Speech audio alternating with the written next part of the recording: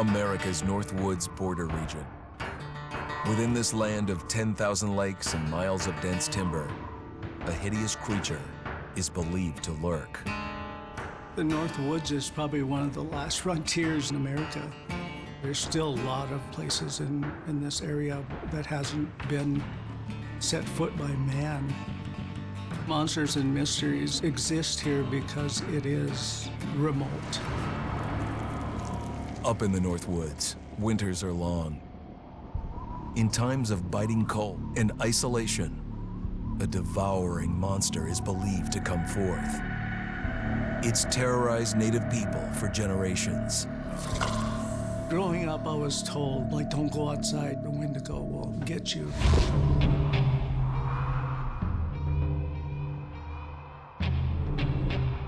Among the traditions of the northern Algonquin tribes is the Wendigo, a monster that can seize hold of a person to carry out its hunger for human flesh.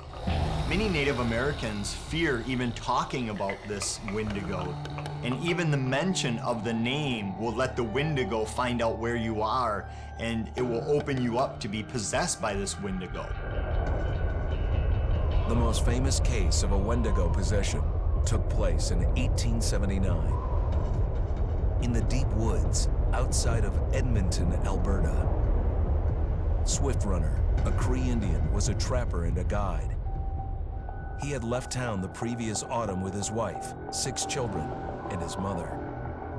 But when Swift Runner returned in spring, he was alone. Swift Runner came into a nearby village telling this heartbreaking tale. I had to watch them starve to death. Of his family being killed by starvation, and that he was the only survivor. My whole family gone. It wasn't hard to understand a family falling victim to a brutal winter. To even not. Yet something was suspicious about Swift Runner. He was a strapping man, and he came into town weighing over 200 pounds. It didn't look like somebody who had just weathered a terrible winter. He wasn't malnourished, didn't look like he was starving. He looked healthier than ever. After a few nights, it became clear that something was wrong. He started having night terrors, screaming in his sleep. I am the Wendigo! Villagers alerted the police. Swift Runner actually guided them back to his winter cabin. When they got there, that's when they saw the true horror.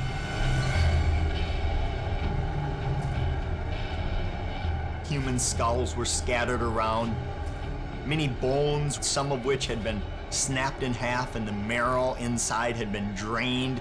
They had never seen anything like it. Swift Runner had killed his entire family, shooting them, hitting them with an axe, strangling, and then eating most of their bodies.